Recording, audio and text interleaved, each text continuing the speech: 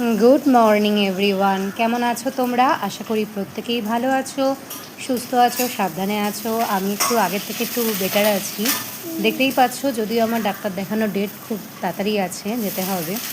তো তোমরা যে যেখান থেকে দেখছো ভিডিওটা, ব্লগটা, প্রত্যেককে জানাই আমি সুপ্রভাত। অবশ্যই তোমরা কমেন্টসে জানাবে তোমাদের ভিডিওগুলো কেমন লাগছে। আর দেখো, আমি একটু অসুস্থই আছি, তো কিছু মনে করো না।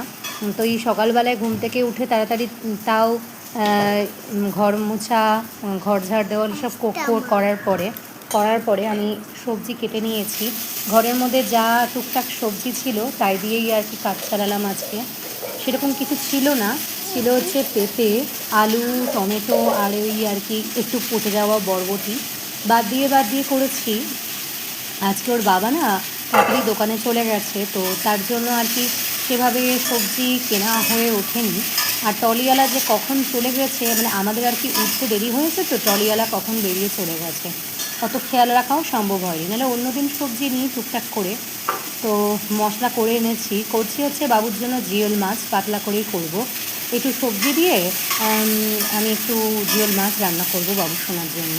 তো আমি কী করি বলো তো, আজকাল ওর বাবা একটু বেশি করে সবজি নিয়ে এলে না, ওই প্লাস্টিকের যে কন্টেনারগুলো হয় ঢাকনা দেওয়া, তো সেগুলোর মধ্যে না ভরে রাখি ফ্রিজে, ডোরের দিকে আর কি। ভেতরে ভরি না, ফ্রিজের যে ডোরটা আছে ওই ডোরের ওখানে রেখে দিই, যেখানে ডিম টিম রাখা হয়। আমি কি করি, খোসাটা সম্পূর্ণ ছাড়াই না, ছোটো ছোটো করে টুকরো করে ওই কন্টেনারের মধ্যে ভরে আটকে রেখে দিই। এতে আমার সুবিধে হয় যে সবসময় বাজারে যাওয়ার অতটা হিড়িক থাকে না। তো আমি দেখতেই পাচ্ছি যে একটা মানে ঝুঁটি বেঁধেছি, যাকে বলে একদিন টেনে। আর কি করব বলো, গার্ডার দিয়ে চুলগুলোকে একদম টেনে বেঁধেছি, কারণ এত গরম পড়েছে। বিশ্বাস করো, এর আগে আমি রুটি করলাম, রুটি করতে গিয়ে একদম ঘেমে চুবড়ে গেছি বাবুসোনার জন্য। বাবুসোনা কলা খেজুর দিয়ে রুটি খেয়েছে, তারপরে আমি চুলগুলোকে টেনে বেঁধেছি।